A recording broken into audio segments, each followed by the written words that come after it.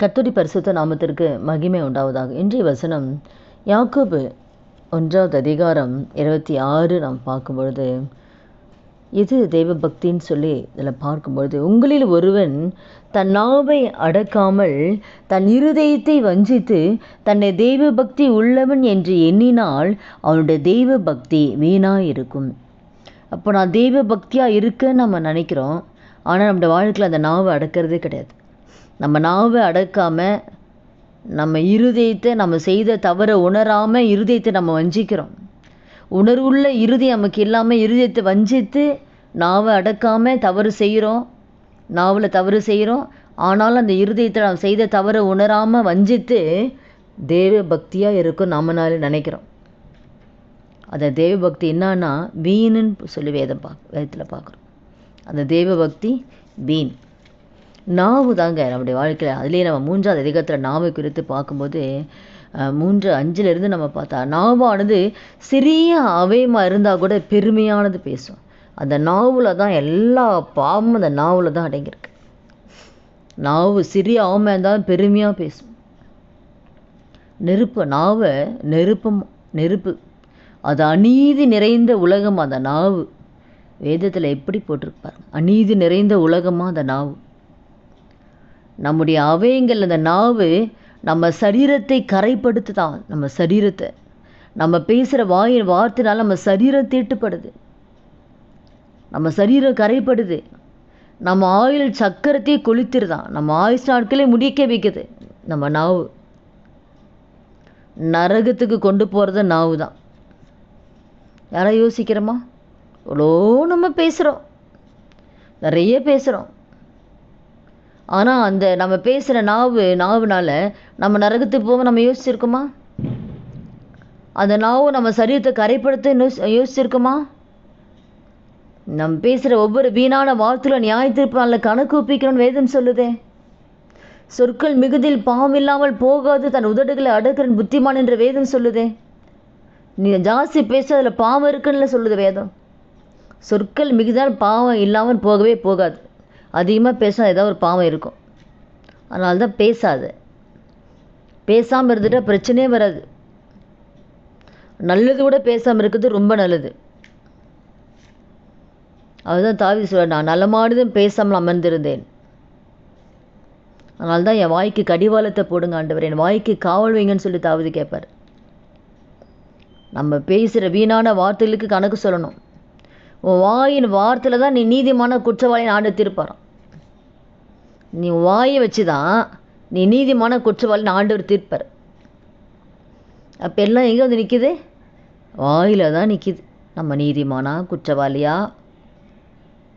எல்லாமே நம்ம நரகத்துக்கு போகிறது, நம்ம சரீரம் தீட்டுப்படுறது எல்லாமே எங்கே பார்த்தோம்னா அந்த நாவு தான். சின்ன நாவு தான், சின்ன அவயம்தான். பெருமை அதில் தான் வருது. மற்றவங்களை தூஷிக்கிறது அதில் அந்த நாவில் தான் வருது. மற்றவங்களை குறை சொல்கிறது அதில் தான் வருது. அதில் தான் சபிக்கிறோம், அதில் தான் ஆண்டவரை துதிக்கிறோம். நாவில் தானே ஆண்டவரை துதிக்கிறோம். ஆனால் அதே நாவில் என்ன பண்ணுறோம்? மற்றவங்களை சபிக்கிறோம், மற்றவங்களை தூஷிக்கிறோம். அந்த நாவில் தான் சண்டை போடுறோம். ஒரே நாவு தானே எல்லாமே செய்யுது. ஒரு கணத்தில் ஏதாவது ஒன்று தான் இருக்கணும், 2 இருக்கக்கூடாது.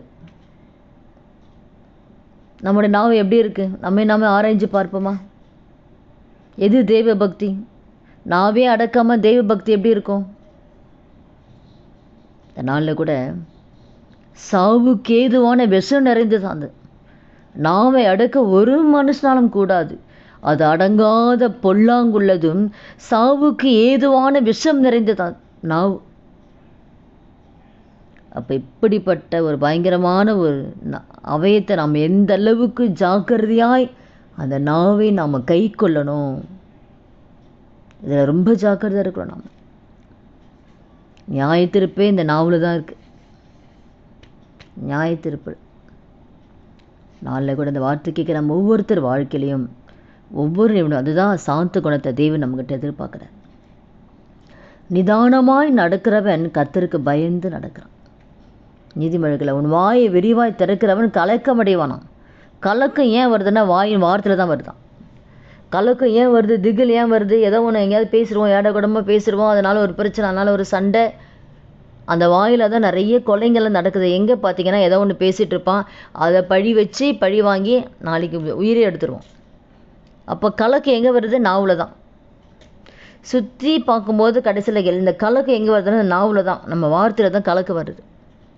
ஏன் குடும்பத்தில் பிரச்சனை, ஏன் சண்டை, ஏன் பிரிவினை? நாவு தான்.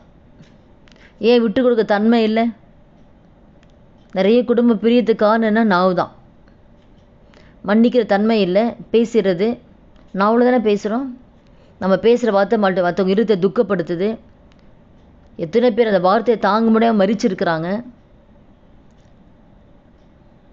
அதனால் கூட இத்தனை பயங்கரமான ஒரு நாவில் நாம் எப்படி நடந்துக்கிறோன்னு சொல்லி நம்மை நாமே இந்த நாளில் ஏனோ தானோ ஒரு நாள் ஆண்டோட வார்த்தை வருது, ஏனோ தானோ என்ற இந்த வார்த்தையை தயவு செய்து கேட்காதீங்க. இந்த வார்த்தை ஒவ்வொன்றும் ஆண்டருடைய வார்த்தைங்க. இந்த வார்த்தையை நம்ம கூட ஆண்டவர் பேசுகிறாரு. இந்த வார்த்தை நம்ம இருக்கிறோமா? நம்ம நாமே ஆண்டவர் யார் மூலமான கர்த்தர் பேசுவார். ஒரு கழுதை வச்சு கூட பேசுவார். வார்த்தையை உதாசீனப்படுத்திடாம, ஆண்டவரே இந்த வார்த்தை விட நான் நடக்குனான்னு சொல்லி நம்மை நாமே ஆராய்ந்து பார்த்து அதை நம்ம சரி செய்து கொள்ளும்போது அதனால் வருகிற எல்லா தீமையிலிருந்து கர்த்தர் நம்மளை மீட்டெடுப்பார். எச்சரிப்பை யார் மூலம்னு கொடுக்கலாம். எதையுமே அற்பமாக நினச்சிடாதீங்க. கர்த்தர் பேசன்னு சொல்லி நம்முடைய என்ன குறை, நம்முடைய நாவுனால நம்ம என்ன தவறு செய்கிறோம், நம்ம எப்படி நடக்கலாம், நாமே ஆராய்ந்து ஒப்பு கொடுக்கலாமா? துதிகள் மத்தியில் வாசம் செய்கிற நல்ல தகப்பனே, இயேசுவின் நாமத்தில் நம்முடைய சமூகத்தில் வருகிறோம். இந்த வார்த்தை கேட்குற எங்களை ஒவ்வொருத்தர் வாழ்க்கையில் ஆண்டவரே, நாவை குறித்து நாங்கள் பார்க்கிறோம் அப்பா, எத்தனை பயங்கரமானது ஆண்டவரே. நாங்கள் இதெல்லாம் உணராதபடிக்கு ஆண்டவரே, நாவுனால் எத்தனை பாவம் செய்கிறோம். இந்த வேலை எங்கள் ஒவ்வொருடைய கரத்தில் ஒப்பு கொடுக்குறோம் ஆண்டவரே. இந்த நாவுனால் எந்த காரியத்தை நாம் துக்கப்படுத்தி இருக்கிறோம் அப்பா. எந்த வீணான வார்த்தைனால எந்த காரணம் நாங்கள் குற்றவாளியாக நின்று கொண்டிருக்கிறோம் அப்பா. தயவாக எங்கள் ஒவ்வொருத்தரையும் கர்த்தர் மன்னித்து எங்களை சுத்திகரித்து எங்களை பரிசுத்தப்படுத்தி இனி வருகிற நாட்களில் ஆண்டவரே அப்பா, நாவில் வாயின் வார்த்தை நாங்கள் ஜாக்கிரதையாக இருக்கக்கூடிய கிருபை கொடுங்க. எந்த வார்த்தை வீணான வார்த்தையில் பேசாதபடிக்கு, நலமானதையும் பேசாமல் எங்கள் ஒவ்வொருத்தர் வாய்க்கு கடிவாளத்தை போடுங்கப்பா. எங்கள் உதடுகள் வாசலை கர்த்தர் காத்துக்கொள்ளுங்க. உண்மை போல எங்களை மாற்றுங்க ஆண்டவரே. அப்படி நீங்கள் நடத்த போகிற தயவுக்காய் நமக்கு நன்றி செலுத்துக்கிறோம். இயேசு கிறிஸ்து நாமத்தில் ஜெபிக்கிறோம் நல்ல பிதாவே, ஆமேன். கர்த்தர் நாமத்துக்கு மகிமை உண்டாவதா.